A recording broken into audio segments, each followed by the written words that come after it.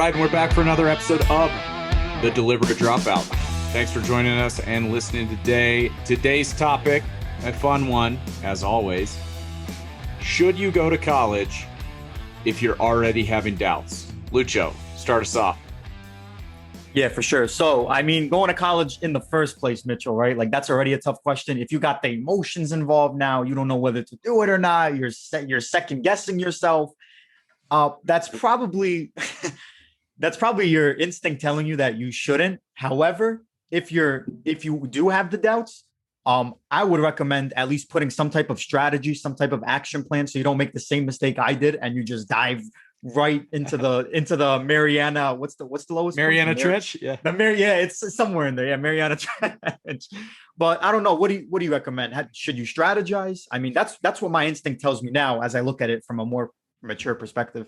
Yeah, no, that's useful perspective. And I think that, my initial reaction is like, first of all, before you even get too worked up about it, is maybe the situation kind of solves itself by asking like, how am I going to pay for college? If you're doubting, I think if you're doubting about whether you should go to college or not, and your only means for paying for college is to go amass a ton of debt, that is a very, very, very costly way to get clarity about what you should do. And I think that not having clarity and taking on debt is probably the worst combination, like worst decision you could do. So if that's you're having doubts, you're going to have to take on student loans. What I would say is hit pause for a second. Even after you get clarity, if you decide to go back to college, no harm, no foul, but at least you're going into it with your eyes wide open. Don't go take on a ton of debt though, without being damn sure like what you want to get out of the experience, because it's a waste of your time. There's more efficient ways to go, like explore the world and kind of like try on different career paths, I think. Now, on the flip side, if let's say mom and dad are paying for it, or let's say, a trust or a grandparent or 529 plan or scholarships because you got great grades or anything like that, where you don't have to directly bear the cost, financially bear the cost. I think it's still a matter of asking yourself, what's the best use of my next 12 months? Do I think that, if I don't really know what I want to do, I'm not sure what career paths I'm interested in, do I think that my next year spending that in college is the best way to figure out what I want to do? If you go through that and you're like, absolutely, this is what I'm 100% convinced, yep, more power to you. But more often than not, I think it's probably not the best and maybe one of the worst ways to go out and explore the world around you. But again, like, I think that the important thing is like the intentionality, not defaulting to the decision just because you feel like you have to. Yeah, for sure. And that doubt definitely plays, like, I think 80% of it, to be honest, is like, okay, I'm not going to go to college. So what do I do? Yeah. This is where, like, that's where you have to have something in place. I know Praxis has like a development boot camp in 6 months. You're at a startup. Like that's a question in itself. Like, if I'm not going to do that traditional route, what the hell do I do? Like for me, I went into the startup world. I just went right into real estate startup.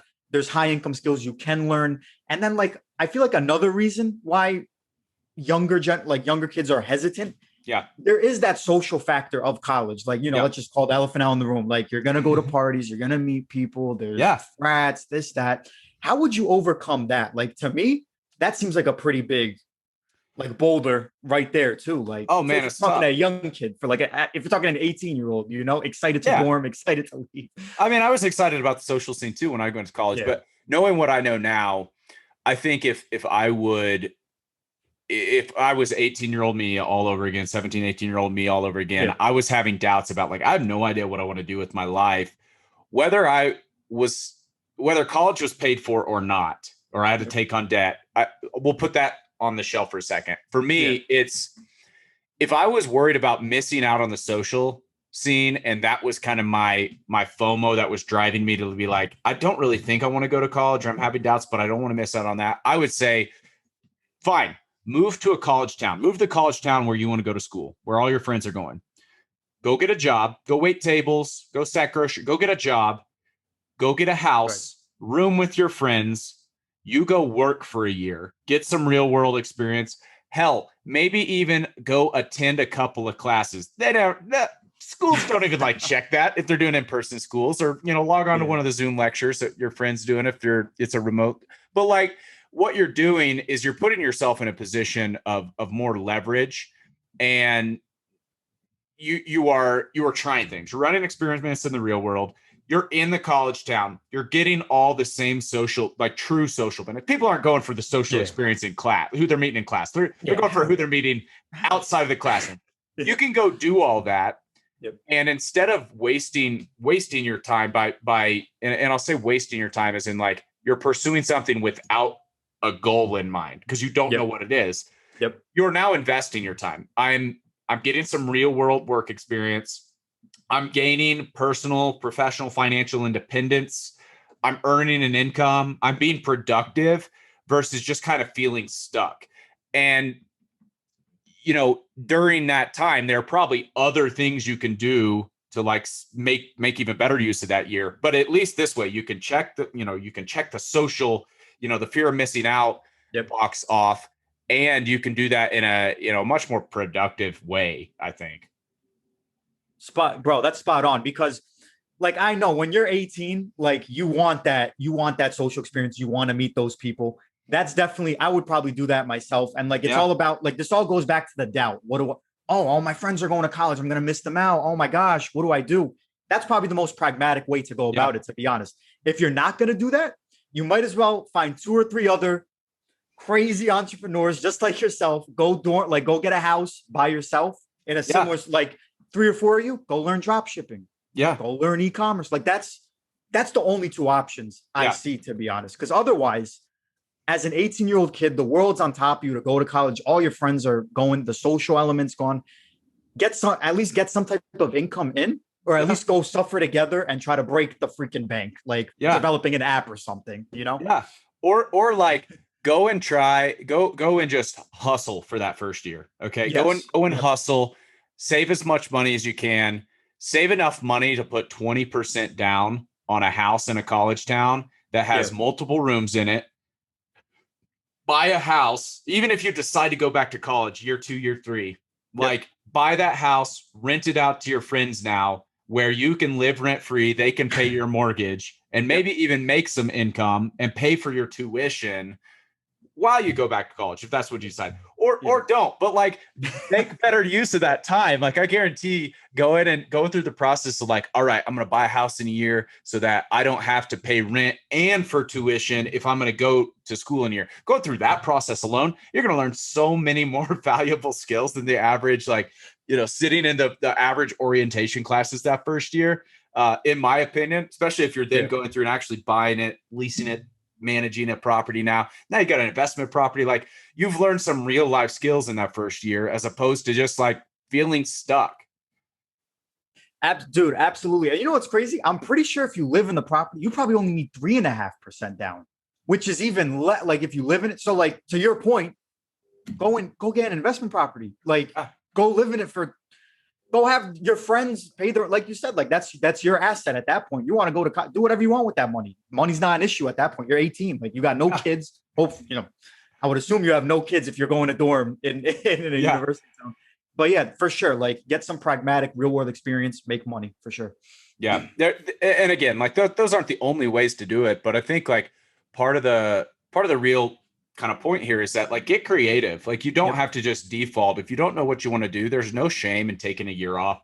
Take a gap year, go travel, go get a job, go do something, do praxis, get an apprenticeship, go get some real world, some skills and some real world work experience. Do anything, but just like force yourself into a decision that you don't feel good about. And I always say it, like get out of the classroom, go run experiments in the real world.